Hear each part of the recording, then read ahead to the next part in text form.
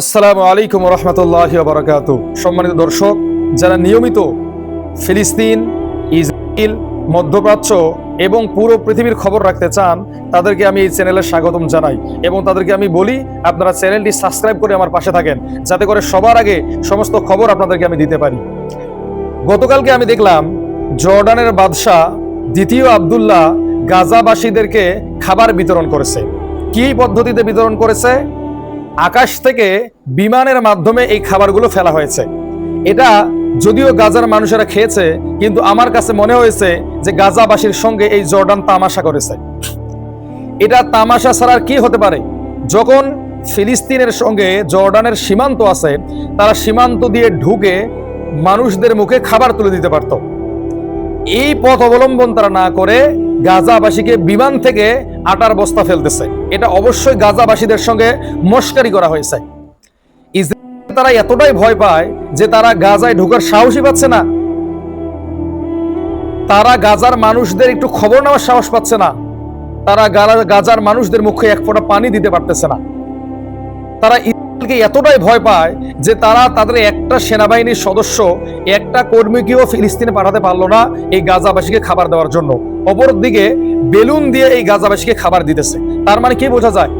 যে ইসরায়েলকে জর্ডান ভয় পায়, ইসরায়েলের ভয়ে তারা গাজায় ঢুকতে পারতেছে না, অথচ বিমান থেকে খাবার ফেলাচ্ছে। এটা গাজাবাসীদের সঙ্গে উপহাস করা ছাড়া, গাজাবাসীদেরকে লাঞ্ছিত অপমানিত করা ছাড়া কিছুই না। 57টা মুসলিম দেশ একটা দেশকে সাহায্য করবে, এটাই স্বাভাবিক।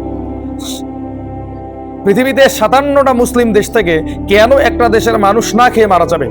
কেন সেখানকার শিশুরা এই যে কঙ্কাল হয়ে যাবে?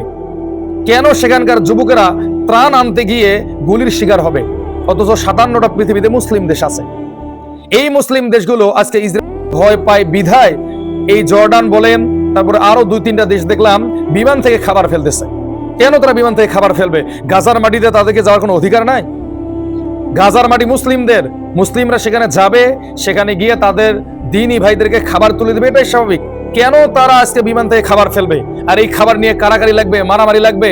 এই খাবার আবার ইসরায়েলি ইহুদি সেনারা পায়ের মধ্যে পিষ্ট করবে। কেন এইসব কাহিনী চলবে? তারা মুসলিম, তারা আমাদের ভাই, তাদেরকে আমরা খাবার দিব, এটাই স্বাভাবিক।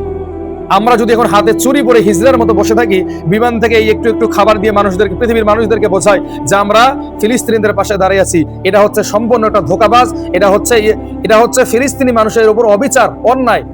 এটা হচ্ছে তাদের সঙ্গে উপহাস করা। এই জন্য আমি সারা পৃথিবীর মানুষকে আহ্বান করব, ফিলিস্তিনিদের সঙ্গে এই উপহাস করবেন না। তাদেরকে যদি খাবার দেওয়ার প্রয়োজন হয়, আপনারা সেখানে গিয়ে তাদের মুখে খাবার তুলে দিবেন।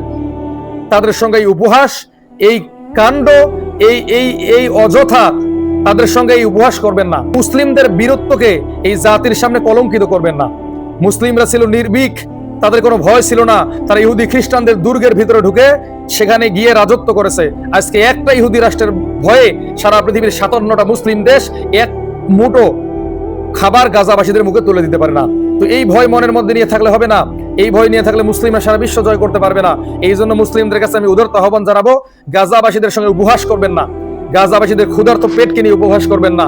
গাজাবাসীদের পাশে দাঁড়ান, যথাসাধ্য তাদেরকে ভালো রাখার চেষ্টা করুন। তো সম্মানিত দর্শক, আপনাদের কাছে আমি আহ্বান জানাবো, যারা আমার নিউজগুলো প্রতিনিয়ত দেখেন, অবশ্যই চ্যানেলটাকে সাবস্ক্রাইব করবেন এবং বেশি বেশি শেয়ার করেন।